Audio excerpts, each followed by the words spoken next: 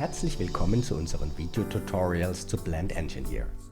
Freuen Sie sich auf spannende Themen rund um das intuitive Erstellen von P&IDs, Piping and Instrumentation Diagrams und der Dokumentation verfahrenstechnischer Anlagen in Word und Excel, sowie Tipps und Tricks für Ihre Arbeit in Blend Engineer. Mein Name ist René Martin und ich begleite Sie durch diese Tutorials.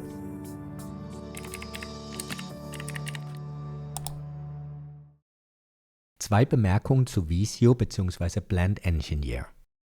Punkt 1. Wenn Sie Visio starten, dann sehen Sie den Startbildschirm mit den zuletzt verwendeten Dokumenten. Das kann praktisch sein, so haben Sie Zugriff auf ein Dokument, mit dem Sie gearbeitet haben. Sie sehen am oberen Rand auch die Vorlagen, nicht nur Blend Engineer, sondern andere Vorlagen, die Visio zur Verfügung stellt oder die Sie sich vielleicht selbst erstellt haben.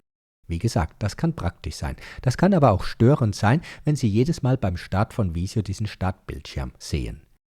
Deaktivieren Sie diesen Startbildschirm, wenn Sie möchten, indem Sie in den Optionen von Visio in der Kategorie Allgemein den Startbildschirm beim Start dieser Anwendung nicht mehr anzeigen lassen. Übrigens, zweiter Tipp: Sollten Sie Blend Engineer installiert haben, dann sehen Sie im Menüband die Registerkarte Blend Engineer.